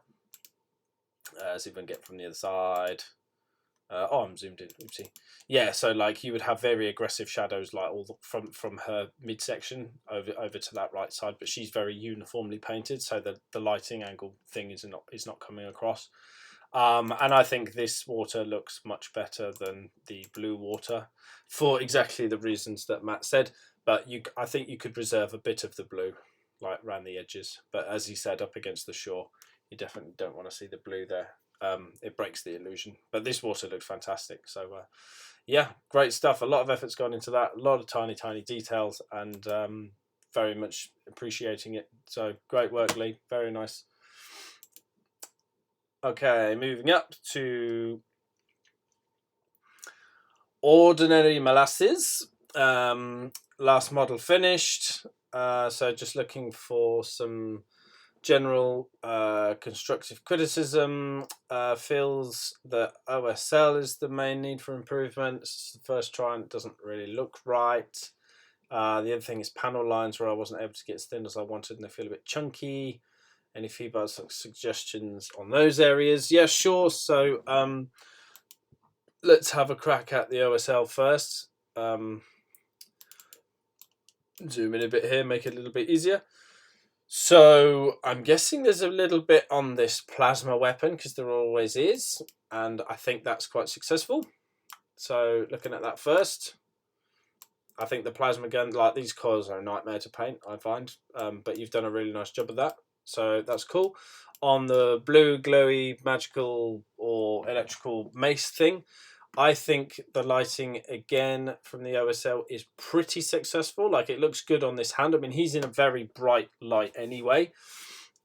So some of this is a little bit strong, but I think where you've put it and you've reserved some shadow, and that's all quite successful. But I would probably say that like this edge here could be this intense blue, and then from there you would start to degrade this, and then probably about halfway down this like forearm armor here, the effect would disappear by this point. That anything beyond there, I don't think like the brightness of this would reach that far given that the lighting that he's in, and certainly not on this gold shoulder pad. Where it's got up underneath him here where he's in shadow, yeah, you can keep it there, very much so, and that looks cool. The cast light that's on the ground, I mean, it's tricky to see because it's a tuft, but like it doesn't look like there's any light on the tuft from the angles that I can see. Maybe a little bit, but there should be more if it's having this much of effect on the rock. I think that's a rock, right? That thing, or my eyes just bugging out. Looks like a big rock standing up there. But it doesn't seem apparent in that one. Anyway, yeah, on the rock, if it's holding that much of an effect on the rock, then I think these grasses would be a bit bluer. And again, like the blue is a very, very similar hue to what's being cast. So if there was any on here, and I don't really think there's maybe a tiny bit like right on the ridge, but I think it's again just gone a little bit too far. And then it would have to cast a shadow as well, like this glow cast that's on the ground. So just those few elements, but definitely moving in the right direction, and great work bending these wires to make it look like sparks and arcing. That looks really, really nice. So that's it for the OSL. And then what was the other thing? Oh, the recesses look a bit chunky. So I didn't really see anything that looked completely terrible, to be honest. Like, you've separated this guy really nicely. I'm doing the combat patrol of these at the minute, so I know there's a lot of detail to, like, they've got very deep recesses, and I think you've done okay on it. But if you are struggling, I mean, I can't really see much evidence of it. So when you're lining recesses, inks work really, really well. But watch out because some of them are a bit glossy, so you might have to go in with varnish and just mat them down again. Sounds like a really silly thing to say because it looks like you've got some pretty sharp brush anyway, but sharp as hell brush. Dipping off the excess, that sort of stuff. And if it all goes to pot, then just a cotton wool bud just to wipe it off and try again. Those are the tips really that I have for you. But to be honest, I don't think like any of the panel lining is jumping out at me as terribly awful. I'm not sure what standard you were going for on these, but you know, I think it looks pretty great, to be honest, for most of the parts. So oh, I've just ruined my window. There we go. Yeah, so was there anything else? Any other feedbacks and suggestions? I'd probably add another highlight for your leather. Just take it up another value, just to give it a bit more contrast. This is basically 2 colours. So for anything that you paint, you kind of want 5, which you clearly understand because you've done like the gold NMM with a really nice travel through it. So that's good. Maybe you're talking about these panel linings, the grey ones. What do you think, Matt? Is that what he's talking about? Not the separating panel right, lines? yeah. The The highlight the ones. the edge of the edge of the edge of the edge. Yeah, I think I've just clicked onto what you mean. All right, okay. So same things apply, really. Sharp brush, not a lot of paint, quite watery. Use inks. Go back over to tidy up with a black. But it's long. I know it's long. I did one like this, and then I went, do you know what? I'm going to not do that, and I'm going to dry brush them instead. So I dry brushed them, and it was much quicker and much easier. But it's only for a table, so again, I'm not sure what your goal is, like quality wise. But it is difficult. I think you've done very well at getting these around here, and you know, having different levels of highlight to it. So yeah, directionality of the brush, always keeping it super sharp, and just go back in with the black to tidy up anything that's not supposed to be there. But other than that, it's just practice, and I think it's looking really good anyway, mate. So yeah, don't beat yourself up about it too much, and just keep cracking them out. Because oh, and one more thing, black out your base rim, please, for the love of all things sacred and holy. Use black on the base rim. All right, cool. Thank you very much. Over to you, Matt. Brown is a distant second because it's such a flat brown. Again, it's doing the same thing where we're like, yeah, we get it's meant to be a piece of plastic. I suppose, yeah, and it's because brown is the boringest of colors as well. Yeah, on the kind of chaos trim, like, I've never understood that because like it's like I know Games Workshop do it obviously, but you're lining up, edging a panel that doesn't exist. You know, you're drawing a white line, like it's a lot of work. And as Jim said, basically the way you do it is you have to go back over. You also, one of your issues seems to be a little bit the consistency of the paint, where it's like darker in some places, lighter in other places. And just like some of the spaces are obnoxiously small to try and get in and do that. So like I wouldn't worry about it too much. If you really like doing this kind of thing, it's gonna be a matter of practice getting all those really super straight lines. Yeah, you could use a rigger brush if you know what that is. It's a brush that has like an extra long, thin paint bristles. And that means when your hand wobbles slightly, it doesn't go anywhere. Sign painters use them because it takes out the like the wobble of your hand. They don't work as well in like such a small scale, but it is a thing for painting really straight lines. And you do this because that's like a really straight motion. You rotate the thing around. I assume you're doing that already because there's no other way to get these lines that straight. I'm having fun doing that. That break your heart. Plasma glow looks really good. I really love the color choice we've done for that. The mace, power mace thing, it's kind of running into all of the problems that we tend to see in OSL, which is I wrote them down. So you're lighting up an area that's already lit. Like in general, your model is lit kind of like from all directions anyway. So like how bright is that light compared to sunlight? Like, is it gonna actually do anything? Kind of hard to say. Like if it's a bolt of lightning, yeah, but it's gonna just make those areas brighter and slightly colder. Um, the glow from it is as bright as the source of the light, more or less. Like in front of his foot, you're going up to like a white blue, and then it's the same thing you've done on lightning, and you also have the same thing where issue where it's like should I don't know if that is actually lighter than everything else. So like technically your new white point for your model, if there's like a lightning bolt going off during the day, like I mean if lightning happens in the day, you don't even see it. It's like yeah. Um but it should just be slightly brighter. Like I think to be honest with you, the way you've done it on the hand looks cool, but you'd only see that if it was actually dark on that side of his body. And because you're doing kind of heavy metal style where there isn't actually directional lighting anywhere, it doesn't necessarily make that much sense.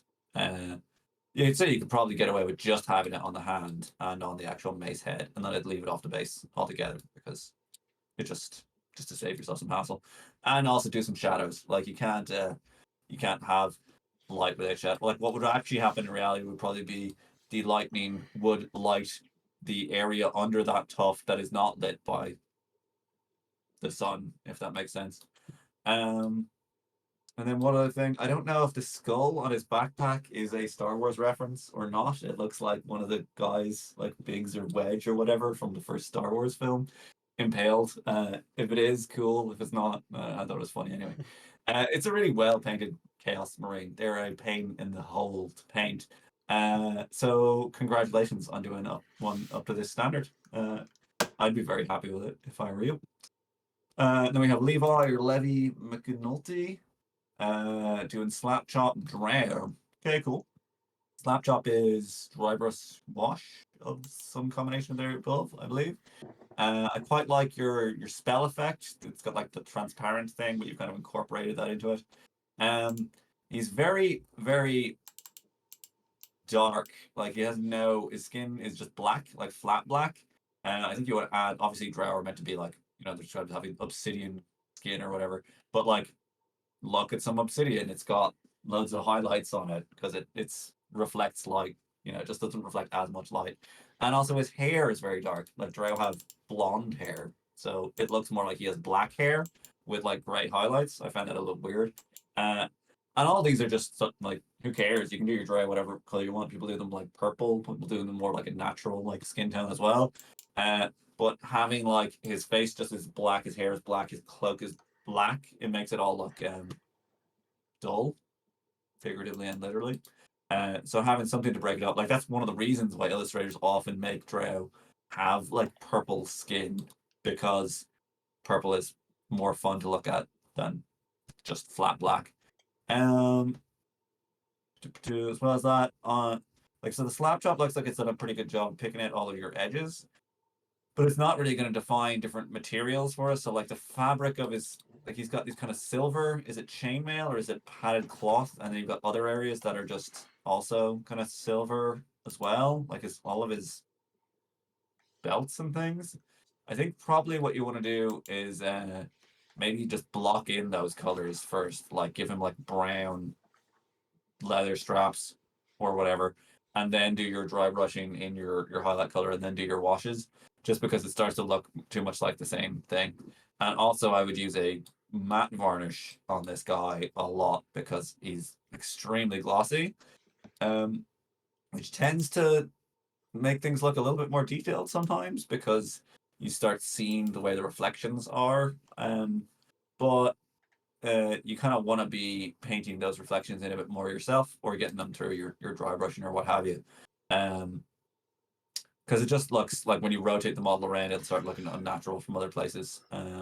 And you want to kind of control the lighting. Like it's fine to have things that are glossy, but you want to have made that choice consciously. Like, oh, the spell effect is going to be glossy because it's meant to be like magical or whatever.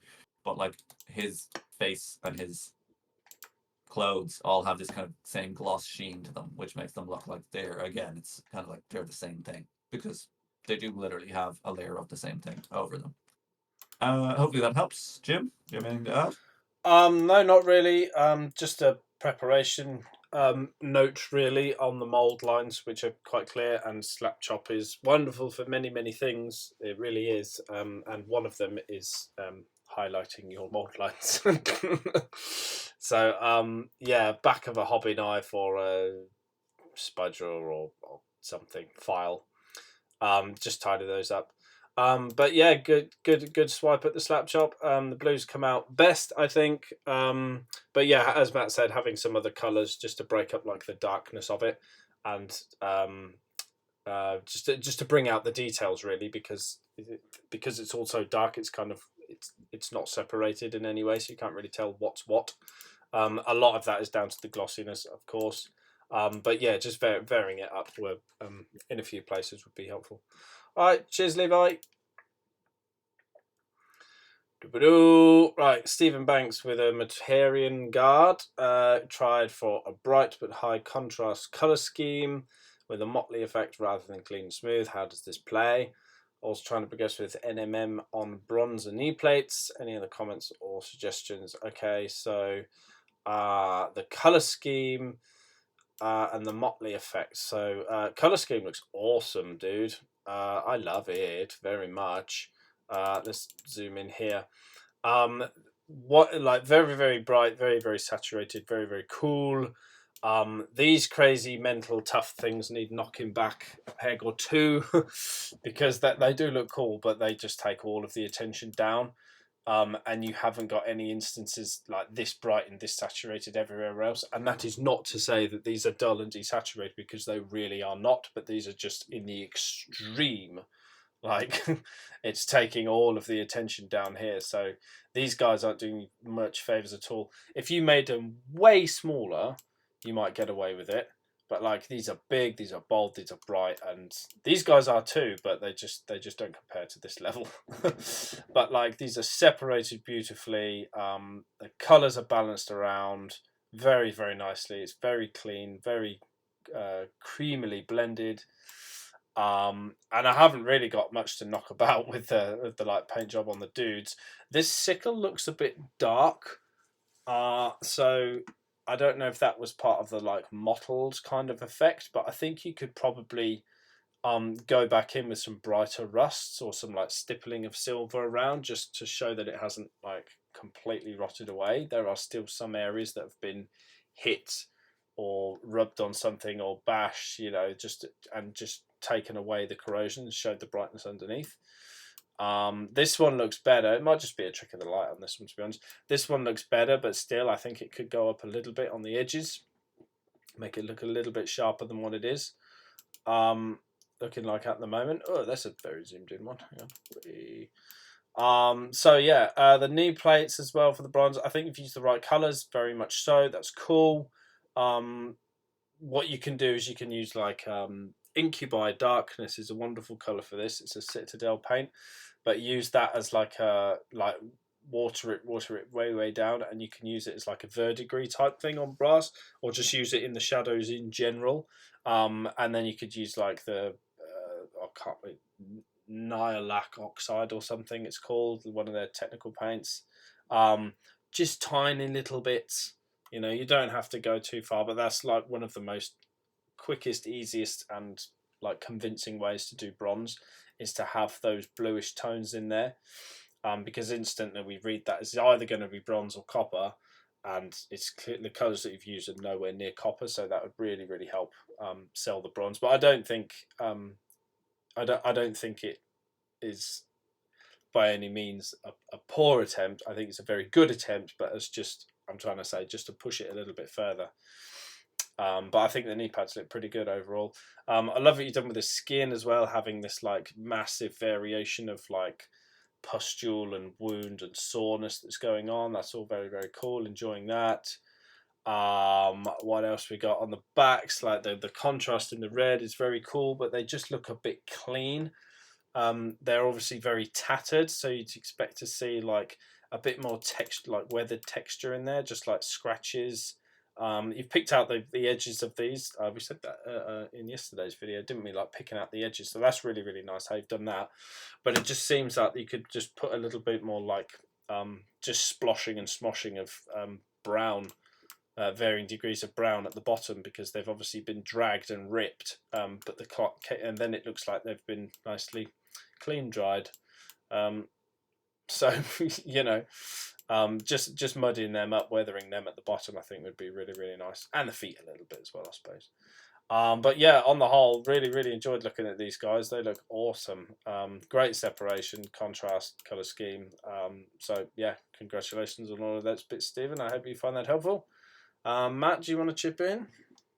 Yeah, I just second going down those tufts. Like they're these most saturated thing you got going on. You don't want it to be on the base. Like you could have if you had like hot pink that's saturated somewhere else. Because the thing is, you have hot pink that's brighter, it's closer to white, but then it's less saturated, so it's less eye catching. And same with your kind of green goo puddles.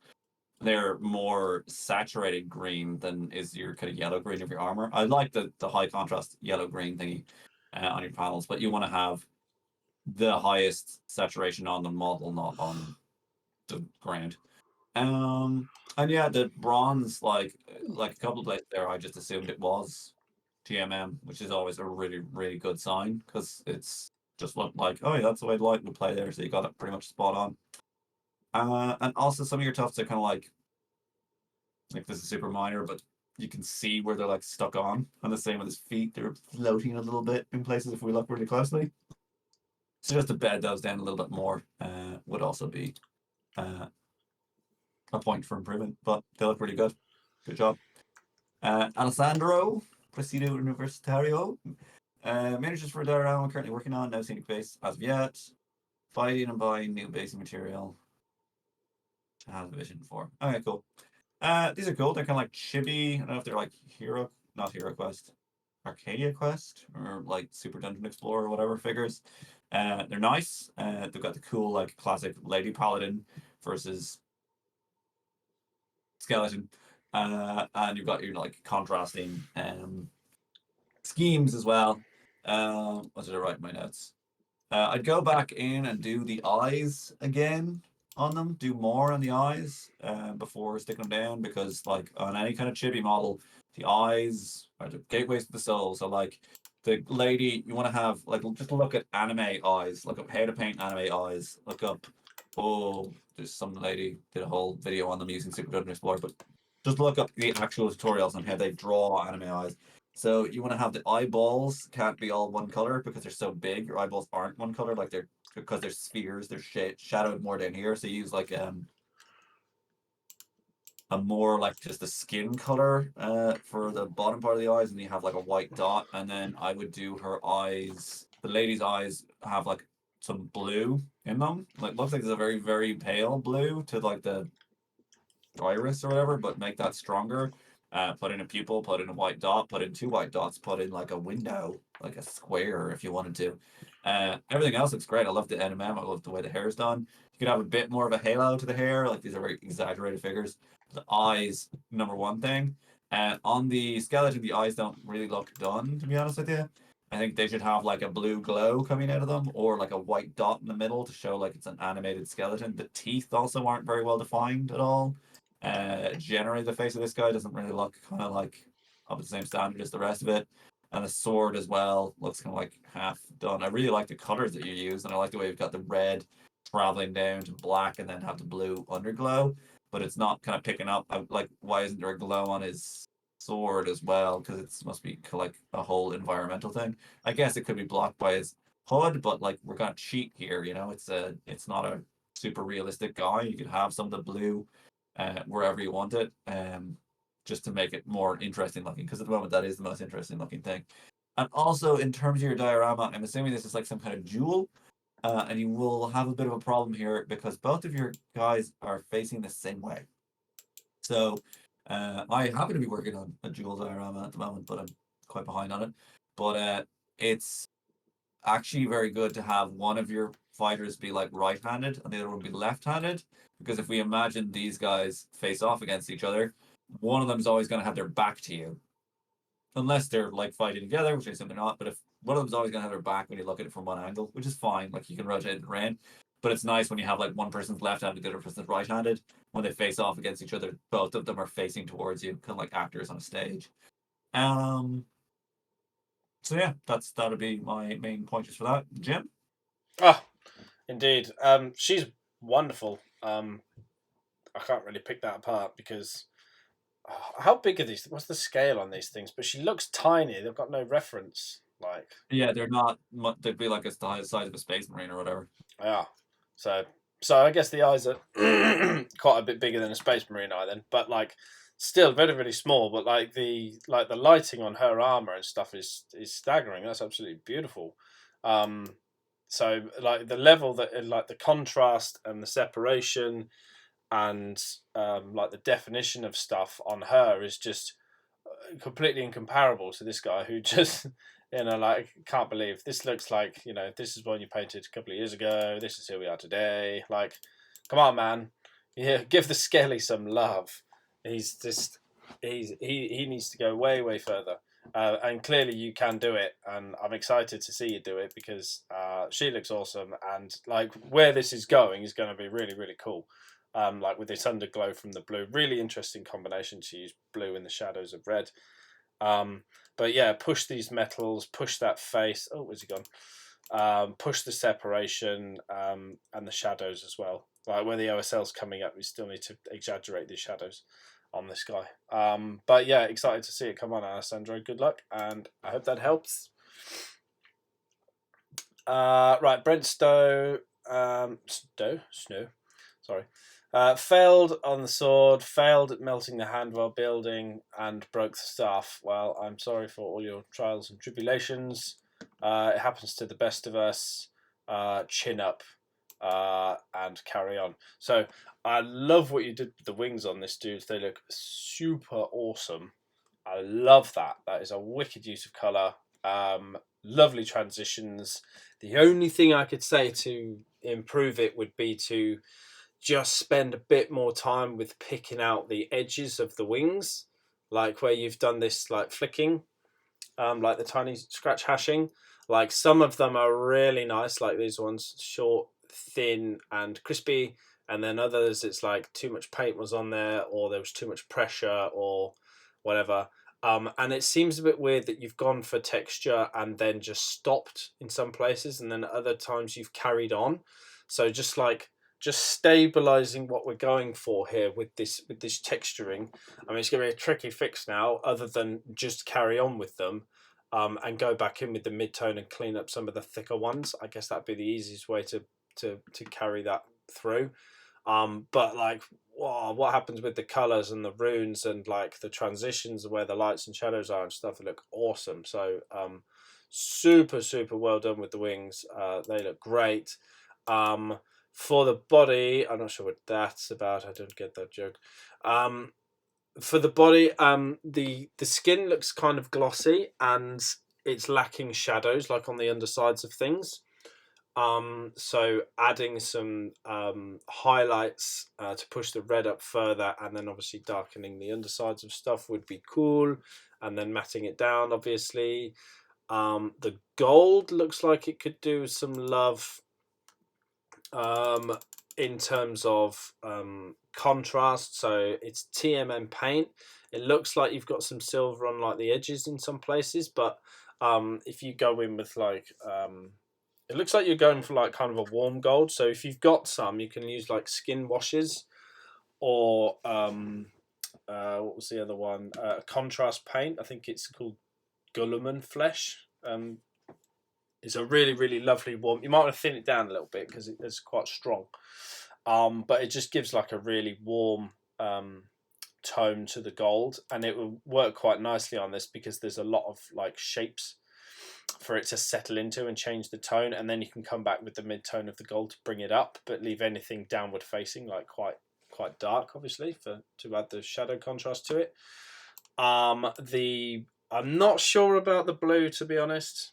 The blue that's on here, these trim bits, I don't think that's really doing anything for the scheme. I think it's just adding a bit too much noise and confusion. Like there's a lot of blue up here and blue on the headpiece, I get that, but this is like the level of contrast and like this tone of this like ultramarine blue is so far removed from this blue, this like baby blue. It's kind of a bit of a juxtaposition because he is large and he's red and he's stacked and he's angry and he's armed, and then you've got this like very sweet cocoa melon baby blue all over his armor, and it's like it's just not. I don't think it's doing any favors. I think it needs to be more menacing and violent in some way. Yeah, this color choice for me isn't working. It's fabulous up here for some reason. I think it's because the magenta in the wings works really well with the skin and the fiery thing, and a little bit on the weapon. But this baby blue is too much, man. It's too much. So something more menacing there, I feel. If that's silver on the breastplate, it needs a bit more shading to give that some more shape and definition, and a bit of a creamier highlight. And then some more shadows and stuff in the white cloth. It looks like it's blown out a little bit in the brightness. Well, most certainly in this one, because we can't really tell the shapes at all. But yeah, that's a better one. So yeah, you can tell your photos are too bright by this big hard cast shadow in the background. So make sure your lighting's a bit more diffused next time you're taking pictures. So yeah, just taking control of the light in the folds of like the loincloth would be super awesome.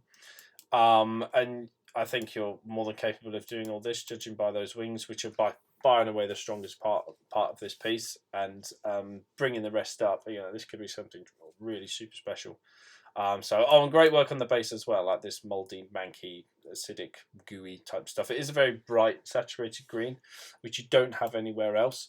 But because it's so bright and eye catching up here, I don't think it's too much of a problem on this one, to be honest. But yeah, great stuff, Brent. Thank you very much. What do you think, Matt?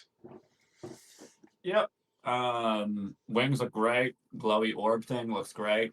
Base looks great. Dude in the middle he's just a bit too busy. Like he's an incredibly busy sculpt already. I think Jim kind of hit the nail on the head there with that powder blue you've got. It's too solid. Like like it looks out of place. Like up on his wings where there's like those eyes in the wings, and you've got this blue around them. You're like, why is that all one solid blue when it's obviously a three-dimensional object? Should have some shade or run to it. And similar, like on his staff, you've just got like solid blue, solid blue, solid blue, and it's a very unnatural kind of blue. Like it's obviously painted. It doesn't look like it's verdigris or like a reflection or whatever. I think it works fine on his robes or his loincloth, where it's like, yes, it's fabric. It's like it's an embellishment or whatever. But it's weird having it on the metal and other places. Like it would just look better without it. Because sometimes less is more, and this guy's obviously got so much going on. I don't think you needed to add. Like I get that it's one of the like Thousand Suns colors. Is that like kind of slightly greenish blue? But I think it would you should just maybe use the ultramarine in some parts of it, or a mix of the two, or just left it off. But yeah, if your main focus was like the magenta and the glowy toxic base, this is really cool. And breaking models happens. It doesn't like we weren't going to pick up on it, so you obviously fixed it on the way through. So good job. Why wouldn't you Hey, break your Tristan. models before you paint them? I do it all the time. Yes. Whenever they disagree with you, you break them. Just finished the sky. Came pretty good. Yes, you did. Tried to focus on lighting and doing some fun skin colors. Great. And it's really very good. Priming issues as well. Wondering what kind of feedback and being cleaner or okay, cool. And can jump in. Yeah, first of all, I think cataract eye works. Like you can kind of tell he's blind or short-sighted or whatever. I think you could have like more like red, like bloodshot and stuff in there to really sell at home that he's a blind cyclops. Like what a miserable existence he must have. I really like the way you've got, especially in the back. I think the skin on the back is actually better than the front. It's a bit of a shame. I like the fact that the two-tone thing on the front actually works really well. But I'm talking about like the blue skin, the way you've got it like kind of like it goes into more of a purple tone in the shadows and everything. It looks really, really good. Say like the shadow of his left hand there. I really like that. It's just like a nice color pairing and everything. And then you've got the scars and everything picked out. It's got that nice kind of like interlayering weaving thing. His left hand looks a bit like well lit compared to like his like forearm for some reason. And it's all like, shouldn't the palm of his hand maybe be the same color as that, like his belly patch? Because obviously people aren't just tanned or whatever on the palm of their hand. Then NMM, I think the NMM is fine. Like it works well on the sword. It looks cool. It looks like it's it's pretty your style. NMM's always like not everything has to be ultra chrome and that kind of thing. The gold key doesn't really look gold. It looks like yellow. So you could that's a kind of small object. It'd be hard to get it to sell as NMM. But you could, or you could make it just duller and be like, yeah, it's a key, it's brass, he's wearing it, it's gotten all like crusty or whatever. I think the manacle looks pretty good. It sells as like a dull steel, but the straps on the treasure chest don't really. Um, like I get that they're meant to be a very, very dull steel as it would be, but there's no edge like catches to them anywhere. Even though you're saying it's like in the shadows, like it should be like, well, then there should be more shadow, but we still see some glints of things like where it's worn away at the edge. And you've got some bare metal showing through, or something to show us that it is metallic, whereas at the moment it doesn't look really metallic at all. Alternatively, you could do something like having verdigris around it, even though that doesn't make sense, or rust or whatever, just to make it look like it's old weathered metal. And on the kind of dramatic lighting, I think it'd be kind of cool to have like because the treasure chest and the shadow side looks very kind of plain and boring. It'd be cool to have like a secondary light source, like a bouncing up light, like of like a blue light, like it's reflecting up off the sea, or like some like bioluminescent stuff, like we had a couple of weeks ago with that fishmonger guy.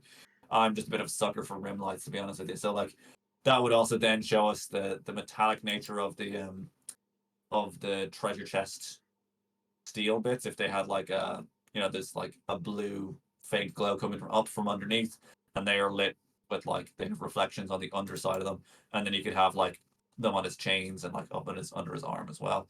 It'd just be like the kind of next stage. I think it's just I know it's almost a bit of a cliche, but like generally when you have a model that fades away into darkness on one side, having an extra light source coming in from the other side just makes it look better for whatever reason. Like like in cinema and stuff, they often use like opposing lights and stuff for that reason. It just looks cool.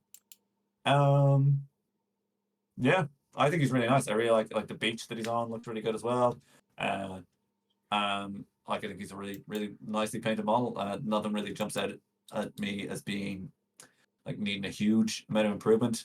Some of the kind of pustule things he has on his back, they're blended in with the skin a bit better than on his like ankle. And his ankle, they look like they're kind of sitting on top of this flesh. You haven't shown the kind of inflammation is penetrating into the skin around there. It looks more like it's kind of like coral that's growing on or something. But that's about the only thing. Maybe the knight's hand. I don't know if he's meant to wear a glove or that's his skin, but it's very yellow and the fingers aren't very well called out. But that's really, really minor and not that important. So it's a cool looking model. Good job, Jim. Yeah, I love this. It's awesome. I had to step out. Sorry, so I don't know if you mentioned it, but a good opportunity for like uh, putting soreness and sort of abrasions around knuckles, like bases of the feet, shackles where they're going around the wrist, elbows, knees, that sort of thing. Just bringing flesh tones in and then running some red around it, just to make it look a bit more angry. But you've done a super duper uber duper work on the skin in general. Um, uh, just wonderful. Can't really fault it, to be honest with you. Just an opportunity for adding some soreness. I think, as Matt said as well, just pushing the gamut on the metals would really really help. Completely agree with that.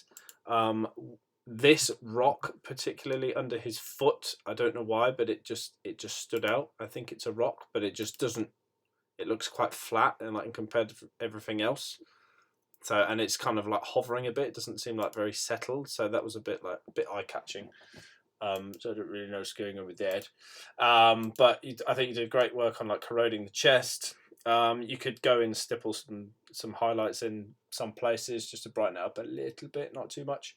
Great work on the texturing of the cloth, wonderful stuff. Then I thought maybe where these things like these weapons had gone in, maybe this bit here, this vertical one. I thought maybe you could do that as like a blood trail, like he's still bleeding from one or both of these wounds. I thought would have been a cool opportunity, and just having slightly more redness to the scars, and just what inflammation and redness, like they've just healed over a couple of them. Don't have to do it on all of them, but just give it like, because it looks like all this happened a long time ago. So it'd be kind of a cooler story to be like, some of these are fresher than others, and one of them has literally just happened, which is why he's now consuming his assailant with extreme prejudice. But like one of them, this one probably because it's already sculpted in for you, sort of thing. So that would be cool. Then I just had one other note really, which was just separation, just deeper separation between the skin and the cloth, the shackles and the skin. I mean, there is some separation there, but I think you could just increase the contrast of that a little bit, like between the belly and the leg as well. But pretty much that's it. It's a great looking piece. Loads of work's gone into it. Lovely tonal variations to it. Like the two-tone skin thing's really awesome. I also agree that the eye looks wicked, blinded out like that. Yeah, super stuff. Lovely jubbly. So yeah, thank you, Tristan. And that's it for today, isn't it, Matt? Yeah. So that's us at the end of part 2. Hope that was helpful feedback to you. Hope you enjoyed. And we'll see you again for next month's review.